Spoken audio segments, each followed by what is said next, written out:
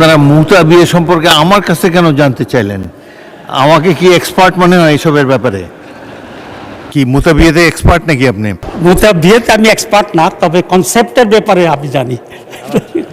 প্রথম কথা হচ্ছে, মাননীয় স্পিকার, আপনি খুব রাইটলি বলেছেন, যিনি এখানে উপস্থিত নাই তার ব্যাপারে এ ধরনের আলোচনা তো এখানে হওয়ার সমীচীন না।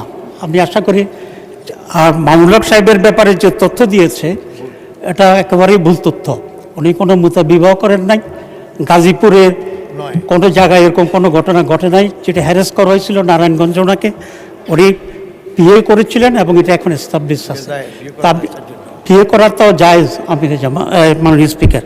তা আমি চাইব যে এটা আপনি এক্সপান্ড করবেন। পার্লামেন্টের রেকর্ডে এই ধরনের ভুল তথ্য এবং ভুল বক্তব্য থাকা উচিত হবে না। ধন্যবাদ মাননীয় স্পিকার।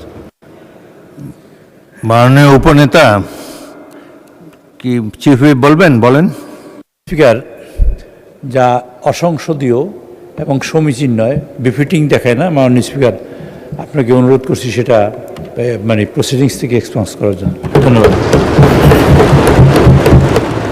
মাওলানা মামুনুল হকের এই বিষয়ে আলাপ করা সংসদের কার্যবিবরণীতে আসার কোনো প্রয়োজন নেই। এবং তাছাড়া এখনও কিন্তু এটা আমি বলার ইচ্ছা ছিল না, তিনি তার অবস্থান পরিষ্কার করতে পারেন নাই। যা হোক, এটা নিয়ে আলাপ আলোচনা করার কোনো দরকার নেই। মুজিবুর রহমান সাহেব কি বলবেন এই সম্পর্কে? বলেন না কিছু।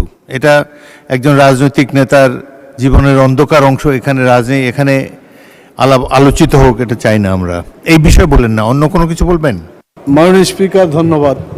আমি প্রথমত ধন্যবাদ জানাই মাননীয় প্রধানমন্ত্রীকে, যিনি এই প্রসঙ্গটাকে স্টপ করার জন্য ইশারায় মাননীয় সংসদ সদস্যকে নির্দেশ দিয়েছি।